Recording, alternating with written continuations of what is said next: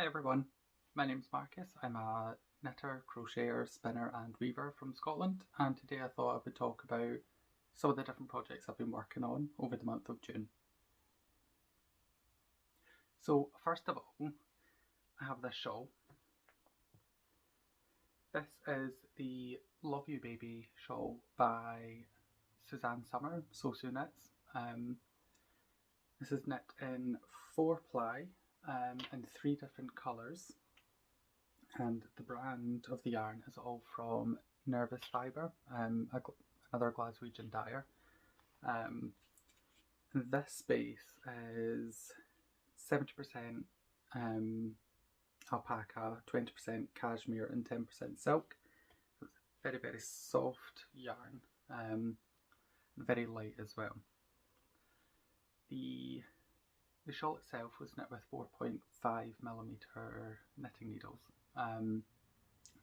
which for 4-ply shawls I've usually used something smaller like 3.5, but the pattern called for 4.5, so gave that a go, and it does give a nice, like loose drapey thing, tension or gauge, whatever. And I think you can actually just about see me through this. Obviously I can't see because the shawl is up when I'm trying to look, but yeah, it's nice. So it's because it's a bit more open, it's not like super oppressively warm, so it's not something that I could only wear during the really, really cold months. But yeah, the 3 colours, all from Nervous Fibres,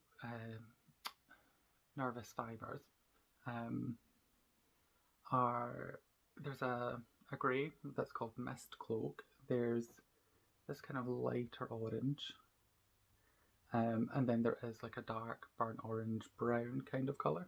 I don't know the orange and brown colourways, I lost the tags. I still have Mist Cloak and the grey. But yeah, it really is absolutely lovely. The pattern itself was great fun. It just took me ages because attention span isn't a thing, and it's a lot of brioche. It's knit in 4 sections. The first section is just 2-colour brioche, and it's huge. I started this in November 2022 and I just finished it. Technically I didn't finish this in June, but I wash blocked and sewed the ends in June. I think I actually finished this in May, potentially, I do not know. But yeah, there's a lot of brioche. It took me a really long time just to kind of actually do it. As stupid as that sounds, like I started it in November, and then I just kind of forgot about it, and I think I picked it back up in March. Yes, it was March, because I took this with me to the Scottish Wool Producers Showcase in Perth in March, and since then, well, from then I stopped putting it down, and this became my active project that I was working on. So once I actually started knitting on it consistently, it went a lot quicker than just throwing it in a bag and forgetting it exists, but as is the way of things. So yeah, this is the Love You Baby shawl by Suzanne Summer, and I love it. The colours are definitely not my usual palette. Generally go for like either dark moody colours or like cool blues and some greens and stuff. Definitely gravitate more towards cooler colours, but this like autumnal palette, I love it. I bought these colours to challenge myself to stop like always gravitating towards the like cool moody colours, and go for something a bit warmer. And I've told myself for years that I don't suit warm colours, but I don't know, I quite like it. And it goes with black. I have no complaints. So yeah, big fan. I'm glad I made it. The other thing, this is kind of cheating because I did not finish these. I did not finish these in June. I finished these a while ago. But they're kind of, it works for June. This is my Progress Pride socks that I made. This is my own yarn, self-striping. And obviously June is Pride Month, so I thought I would just give these a mention, but they also relate to, you know, some of my whips. Well, one of my whips and one that I'm about to cast on. We'll get there. So yeah, this is my Progress Pride yarn, and the pattern I used was called Shags. So Shags is an acronym that stands for Simultaneous, Heel and Gusset. So the way the sock is constructed, I done top down because I always do top down, but the pattern gives you instructions for both top down and toe up. And as the name suggests, the heel and gusset's done simultaneously. So ordinarily when I would knit a sock, when I get to the heel, I prefer, well, I usually do short row heels because I can't be bothered doing a heel and gusset. I just think short row heels, it's a lot easier for me to remember what I'm doing. I don't have to look at a pattern. I don't have to really think about it. It's automatic for me. But the shag socks, you kind of just, you know, do increases on one side, but you're still knitting this side, and I think you maybe do decreases at some point. Well, yeah, you must do. If you're increasing, you must decrease, but I don't remember how it works. But I would highly recommend the pattern. It's great for self-striping, because although I did, usually for self-striping, it's, most people will do like an afterthought heel, or they'll use like a contrast, contrast yarn to do the heel so that you don't break the stripe pattern. And I did slightly break the stripe pattern because this blue, you know, only exists in the heel, whereas the pink just carries through the full foot, and then the brown and the purple and the white, you know, it's only the blue that got caught in the heel. But this has quite a narrow stripe, this one. A lot of my other self-striping colourways are double the width, which is for the sheer vast amount of colours in this. This is an 11 colour stripe. I'm really limited on just how many stripes I can throw into one skein of yarn.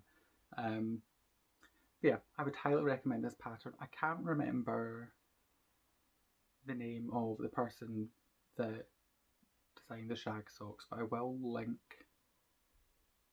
to the pattern. I think it was P.A. Knitwit. I will double check and I will link anyway because memory isn't a thing. But yeah, I should have checked that. These are great. I love them. I have actually worn them, but I put them back on sock blockers just because it looks nice and it's a good way to display. But yeah. So that's really the only two things. That was me starting to tell a lie. That is not the only two things I've made. I've also been crocheting some pumpkins. Little one and a big one. I mean, still little in comparison to a real pumpkin, but yeah. These are crocheted, and this was using some 4-ply, some hand-dyed yarn from a dyer that I found out doesn't really think crochet is all that great and kind of has some not so great ideas about crochet, so I thought the best use for this yarn would be to crochet with it, obviously. But yeah, it's quite a nice pumpkin-y, you know, it fits the purpose. I didn't buy this yarn for the pumpkins, but I just bought it because I liked it, and then I wanted to make pumpkins, and this just, you know, this yarn wanted to be crocheted, and I wanted to be crocheted into pumpkins. I am making these for a reason. My friend Kirsty of Grenade Creations is having a Halloween themed wedding, and a few people that I know, a few of, you know, our mutual friends, we're all making different Halloween-y decorations for Kirsty and their partner to use at their wedding as, you know, decorations and centerpieces. I don't know exactly what they'll be used for, but I don't really need, you know, like sound logical excuses as to make Halloween themed things in June/July. But there we go. So that's my pumpkins. I'm continuing to make some more, and I might as well just segue into works in progress just now because I don't have any more finished objects. So I do have another one on the go just now, just using a plain orangey yarn. This is just 100% cotton, and it's from a shop. It's a chain, but we just got one in Glasgow. It's called Sustrena Grena, I believe. And they have quite a good craft section actually. And it's the only shop in Glasgow city centre that has like a half decent craft section nowadays, which is sad, but glad to have it anyway. So this is some 100% cotton. It's the yarn size, it's 8/2 cotton, which is like weaving terms, but I think it's basically 4-ply, essentially. So I'm using this just held by itself, whereas the pumpkins, these ones, I use 4-ply held double.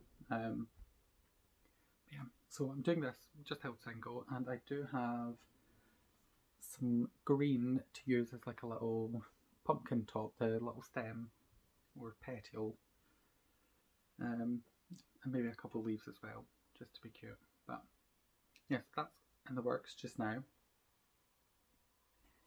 Other thing I have on the go, this is a bit jumbled. This is always going to be a bit jumbled, but yeah. So I made the pride socks. I showed you the pride socks. And this is my Goth Pride socks. This is yarn from last year's Pride collection, same as the previous pair. But I only got around to knitting them this year, which is, you know, no surprise to anyone. But yeah, again, this is self-striping yarn that I dyed. And there might actually be one skein of this available in my Etsy shop. I'm not 100% sure. At time of filming, I think there's one available, but who knows? Yeah, I mean, this is one I did use a contrast mini skein in black to do the heel, and I just done short row heel just because that's what I'm used to and I find it easy. And I knew with, you know, when I was dyeing this yarn, I kind of knew I knew I was going to be stealing one for myself, because why would I not? But I knew, you know, even last year that I wanted to use a black mini for this. I just thought it would look quite seamless. So yeah, love these. They're taking me too long to knit because I don't have time to knit anymore, but that's another story for another day. But love them. They're great. They're fab. And in relation to that, I have this is the Classic Pride colours. I dyed these this year for this year's Pride collection. And this is just a classic 6 colour, but it's really like obnoxiously, offensively bright. It's, yeah. All the colours except for the blue are UV reactive, and it really packs a wallop. Like it's bright. I'll see if I can do a little comparison. Yes, that's not really gonna work. Like this yellow, the yellow on the sock is like yellow. It's like a normal yellow. This is what the colour yellow looks like. Whereas the yellow in this is like a highlighter yellow. It's obscene, and I love it. That's great. 10 out of 10. Yeah. So that's going to be getting knit up next. After I finish the Goth Pride, I'm going to cast on the Classic Pride, and then I'll have Progress Pride, Goth Pride and Classic Pride, which excites me. And what other works in progress do I have?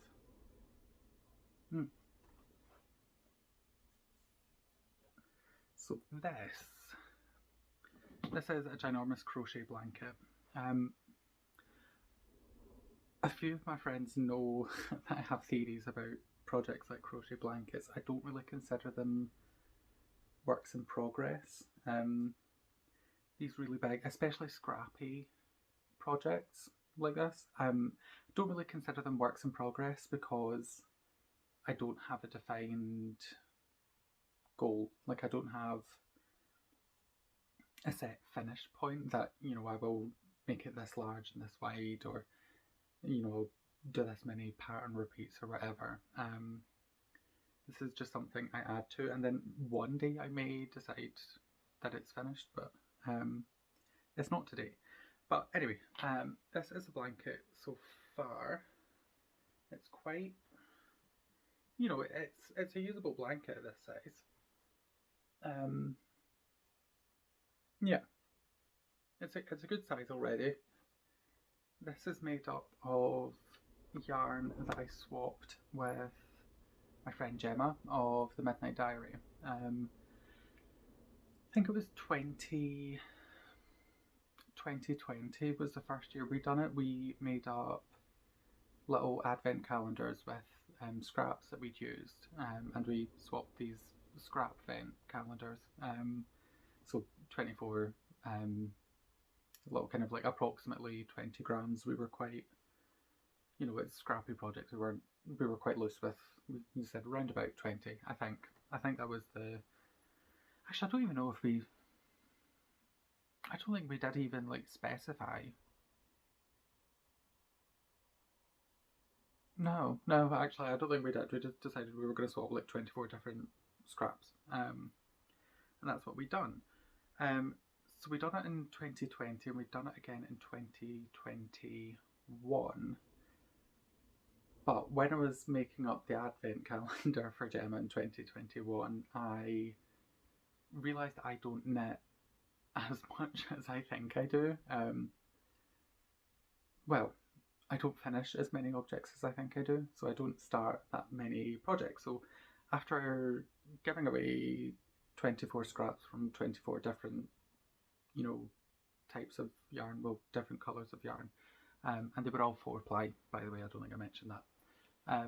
So after giving, you know, giving Gemma 24 scraps, the following year when I was trying to make up 24 scraps, I was kind of like, oh, I've actually knit like 3 or 4 things since last year. I don't really have another 24 scraps. So I then started taking like skeins that hadn't been knit with and like putting them on the Swift and like winding up scraps from like skeins that hadn't been used yet, just so I could make it up, because as it turns out I don't, yeah, as I said, like I don't knit as much as I think I do.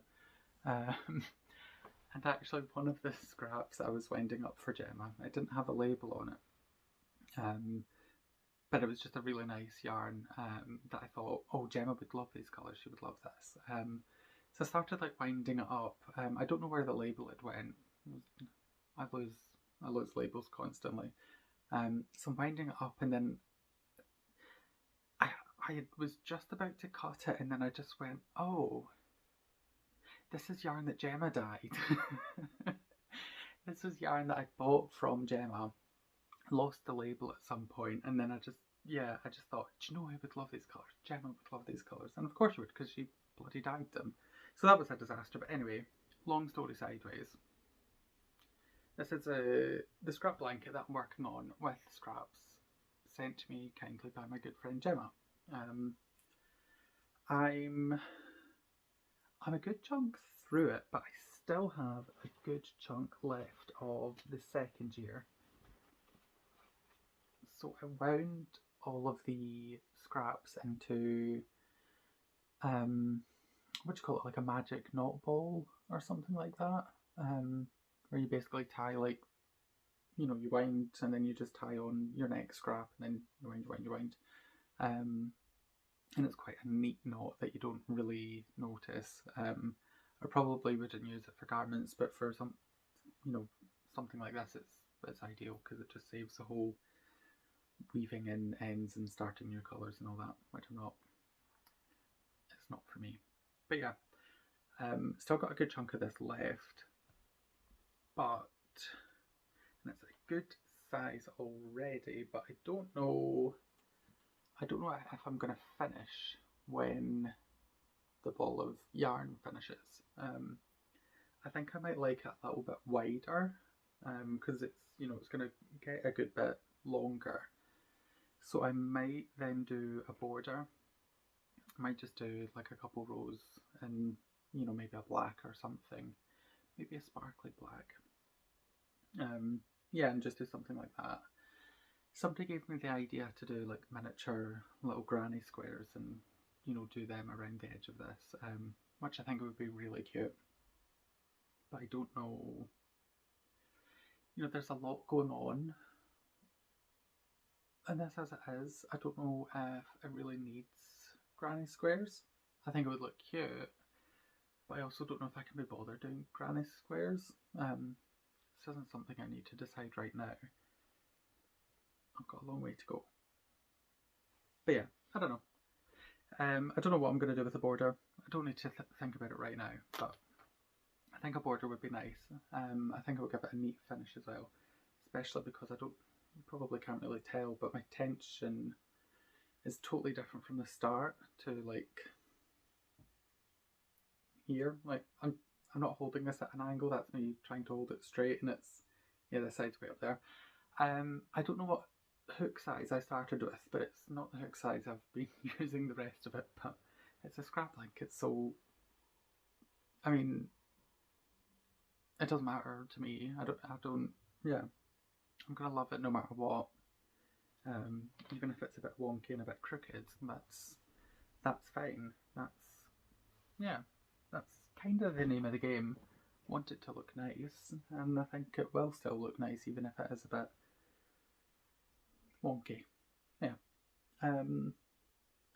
So this is, I suppose this is a whip, but maybe also kind of a finished object.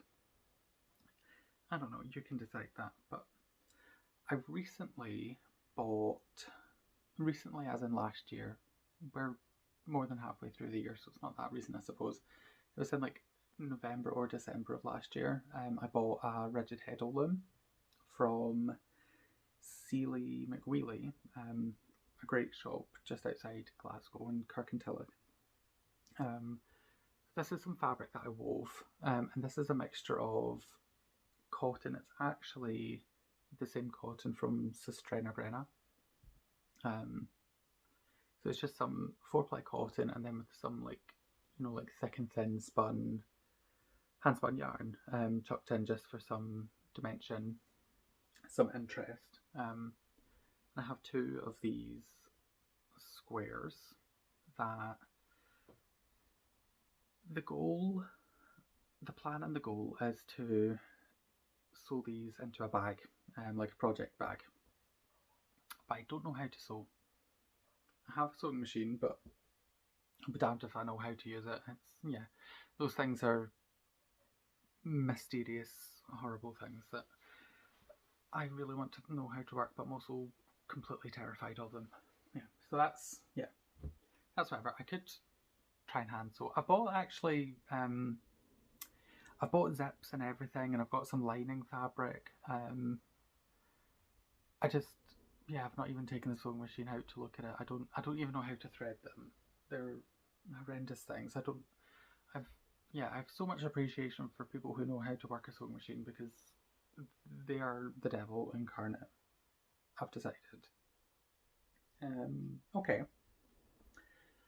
So, again, this is kind of a finished object, slightly depending on how you feel about that. Here is some yarn that I spun this afternoon. Today is the 1st of July, which is the first day of Tour de Fleece. And yeah, so this is some fibre that I got from Sealy McWheely. I got this at the Scottish Wool Producers Showcase in March, which is when I started working on this again after a couple months break. I have no idea what I'm gonna do with this yarn. I just wanted to play with wool, wanted to play with my spinning wheel, which I think is absolutely fine. So I spun it quite chunky, thick and thin, and kind of done some creative plying. And I have no idea what I'm going to do with it. I've spent years trying to teach myself to spin, you know, like nice, even, thin yarn, to the point that I now find it quite difficult to spin something more textured, something a bit thicker, something that's irregular. So I quite like, yeah, I love this. You can see some of the lumps and bumps and the weirdness. I will probably weave with this, the kind of chunky, lumpy, weird yarns. Excuse my Xbox. The chunky, lumpy yarns I find work best. Maybe not best, but work well with weaving. I think you can kind of show off the texture of the yarn a bit more on a loom, you know, as compared to knitting and crochet. You absolutely still can show that off with knitting and crochet, but I just think, yeah, a lot of the time, the way, for the things that I like to make, lumpy bumpy handspun doesn't really work for that. I make a lot of socks. I like lumpy bumpy yarn. One, it would be too warm, but also it just wouldn't be that practical for like socks. I have knit a shawl with handspun that was it was quite textured. I actually spun it for Tour de Fleece. It couldn't have been last year. It must have been the year before.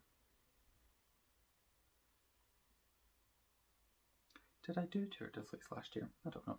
It doesn't really matter when it was. But yeah, I spun 3 different braids and kind of spliced them together. I reached my maximum time. I was probably talking a lot of nonsense anyway. So yeah, I don't really remember what I was talking about. I was talking about handspun yarn.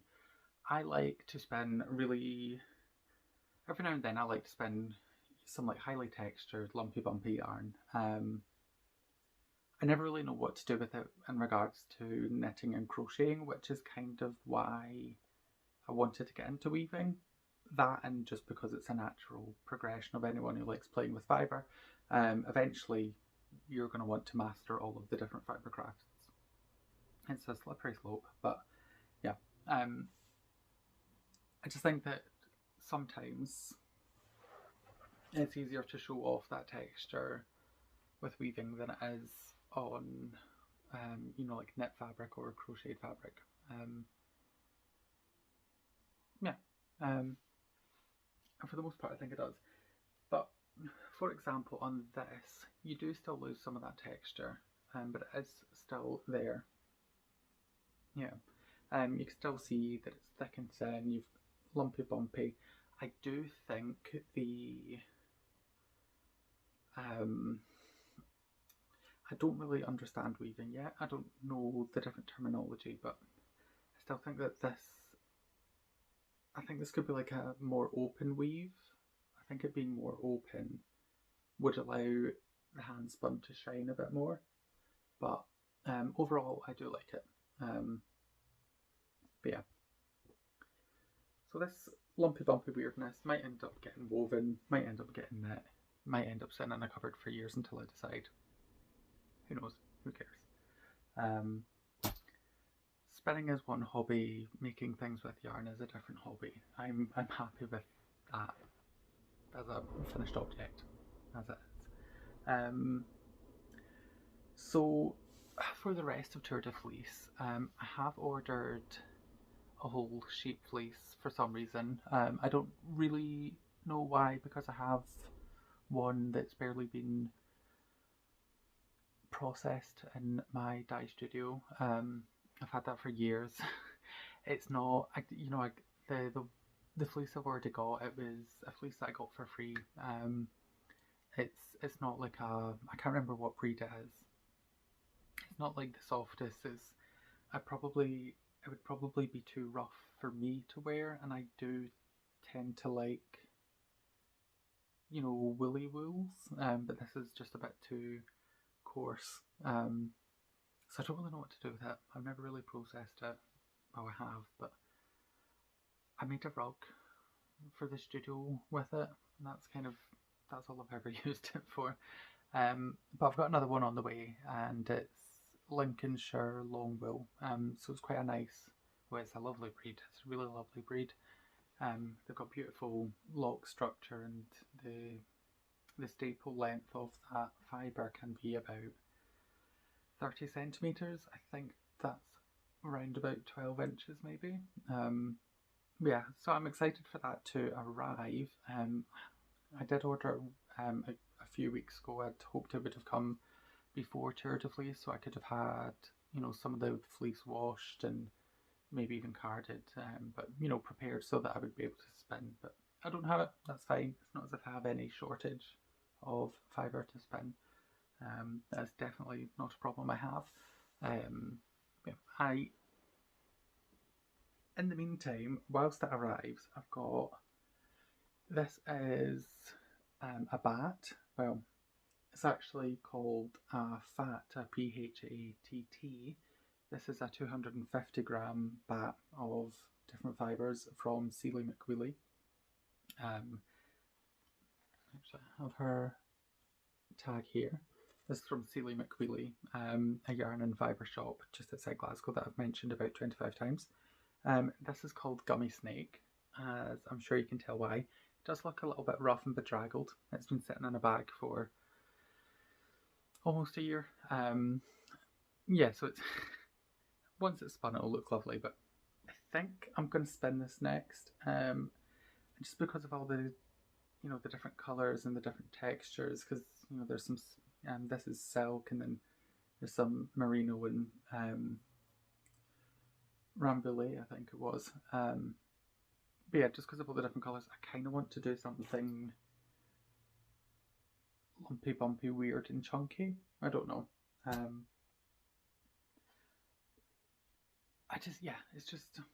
It's so much fun. I want to do something really fun with it. And I know how I would like to spin it, but I don't know how I would like to use it after it's spun in that form. I do not know. It's kind of a different problem.